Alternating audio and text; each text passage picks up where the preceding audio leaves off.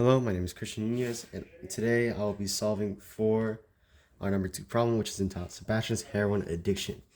This problem starts off by reading, Sebastian is preparing heroin. After he mixes his heroin with some water, he has a solution which he puts into a syringe with a needle about 0.3 millimeters wide and 3.5 centimeters long.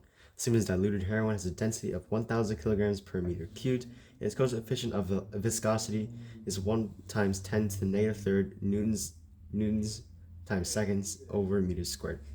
Once this is prepared, Sebastian inserts the needle into his arm and takes a hit.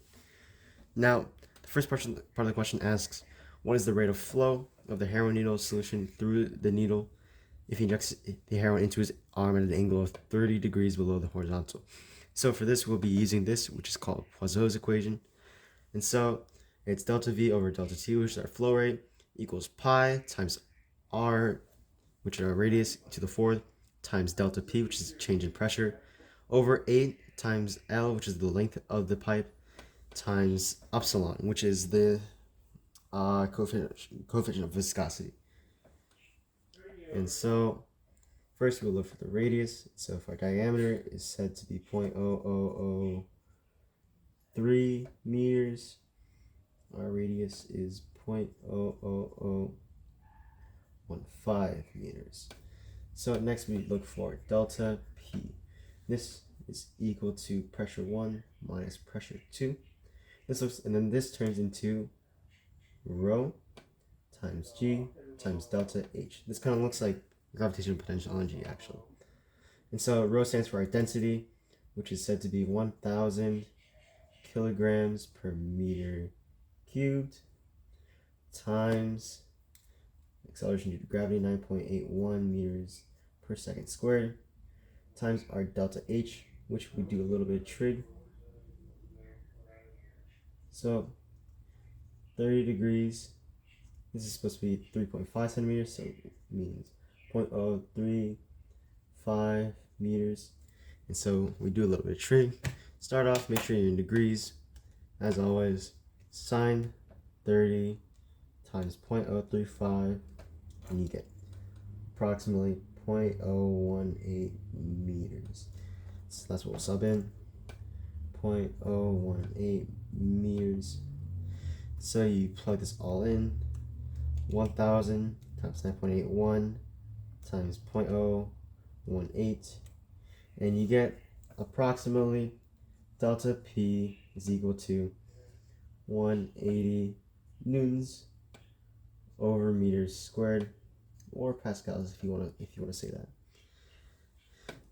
And so next we have the length of the pipe already, which we know is 0.035, and then our coefficient of viscosity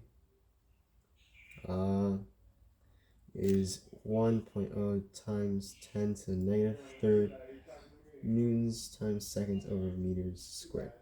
So we can finally plug this all in.